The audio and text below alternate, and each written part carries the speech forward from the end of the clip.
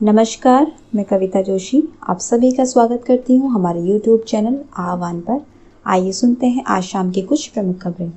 मुख्यमंत्री पुष्कर सिंह धामी ने किया ऋषिकेश के रानी पोखरी पुल का निरीक्षण। ऋषिकेश के रानी पोखरी में बीती 27 अगस्त को ढहे जाखन नदी पर बने पुल का सीएम पुष्कर सिंह धामी ने सोमवार को निरीक्षण किया। उन्होंने अधिकारियों से पुल को हुए नुकसान की जानकारी ली। इस दौरान मुख्यमंत्री ने कहा कि 4 महीने के अंदर नए पुल का निर्माण शुरू कर दिया जाएगा। पूर्व सैनिकों की ओर से सैनिक समाज पार्टी का किया गया गठन। पार्टी की प्रथम बैठक में निर्णय लिया गया कि पार्टी चुनाव में जनता के बीच जाएगी। इस दौरान पार्टी अध्यक्ष व संयोजक कमांडेंट RS नेगी ने सूबेदार दिनेश चंद्र कुकरेती को पार्टी का उपाध्यक्ष और अरुण कुमार बहुगुणा को कोषाध्यक्ष नियुक्त किया। उत्तराखंड की बेटी ने बॉक्सिंग प्रतियोगिता में जीता गोल्ड मेडल। उत्तराखंड के पिथौरागढ़ जिले में बड़ालू गांव की निकिता चंद ने एशियन जूनियर बॉक्सिंग प्रतियोगिता में गोल्ड मेडल जीतकर प्रदेश का मान बढ़ाया है। गोल्ड मेडल जीतने के बाद बड़ालू गांव में खुशी का माहौल है। निकिता के परिवार को बधाई देने के लिए ग्रामीणों का तांता लगा हुआ है। निर्वाचन आयोग ने वोटर लिस्ट अपडेट करने के लिए विशेष अभियान किया शुरू। उत्तराखंड विधानसभा चुनाव 2022 में वोट देने के लिए अपना नाम वोटर लिस्ट में दर्ज कराने के लिए 1 सितंबर से BLO आपके घर आएंगे।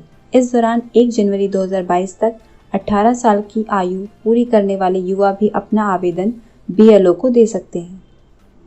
नैनीताल जिले के सरकारी अस्पतालों में नया ऑक्सीजन प्लांट नहीं हो सका चालू। सितंबर में कोरोना की तीसरी लहर का अंदेशा है, लेकिन करीब 3-4 माह गुजर जाने के बाद भी नैनीताल जिले के किसी भी सरकारी अस्पताल में नया प्लांट चालू नहीं हो पाया है। उधमसिंह नगर में 7 में से 3, अल्मोड़ा में 11 में से 9, बागेश्वर में 5 में से 3, पिथौरागढ़ में 6 में से 4 ऑक्सीजन प्लांट का काम अभी पूरा नहीं हो सका है। वाहन ट्रांसफर के चलते गाड़ी की पंजीकरण संख्या बदलने की नहीं होगी जरूरत। देहरादून में काम करने वाले केंद्रीय संस्थाओं के कर्मचारियों के लिए अच्छी खबर है। अब यदि उनका दूसरे राज्यों में ट्रांसफर हो जाता है तो उनको अपनी गाड़ी की पंजीकरण संख्या बदलने की जरूरत नहीं होगी। इसके लिए परिवहन विभाग एक खास सीरीज भारत श्रृंखला शुरू करने जा रही है। फॉरेस्ट गार्ड भर्ती में रोस्टर को लेकर विवाद हुआ खड़ा। वन विभाग में फॉरेस्ट गार्ड के 894 पदों के लिए उत्तराखंड अधीनस्थ सेवा चयन आयोग की तरफ से आवेदन प्रक्रिया शुरू की गई है, लेकिन विभाग ने इसके लिए जो रोस्टर जारी किया है वो विवादों के घेरे में आ गया है। बेरोजगारों के मुताबिक 894 पदों के मुकाबले सामान्य वर्ग के खाते में सिर्फ 473 पद आए हैं। भाजपा के पूर्व विधायक TMC में हुए शामिल।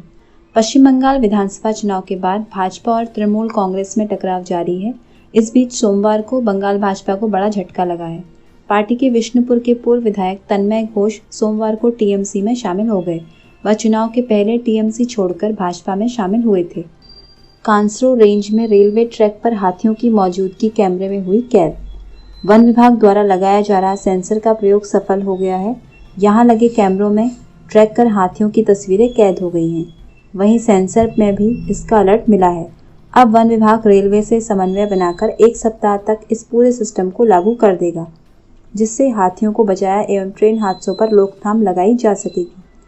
रक्षा मंत्री राजनाथ सिंह ने कहा, कश्मीर में बचा हुआ आतंकवाद भी होकर रहेगा समाप्त। रक्षा मंत्री राजनाथ सिंह ने कहा कि कश्मीर में बचा हुआ आतंकवाद भी समाप्त होकर रहेगा। यह विश्वास इसलिए है क्योंकि अनुच्छेद 370 और 35A के चलते अलगाववादी ताकतों को जो ताकत मिलती थी वह खत्म हो गई है। रक्षा मंत्री ने कहा कि पाकिस्तान समर्थित आतंकवाद का मॉडल भी अब भारत में ध्वस्त हो रहा है। ये थी आज शाम की कुछ प्रमुख खबरें। नमस्कार।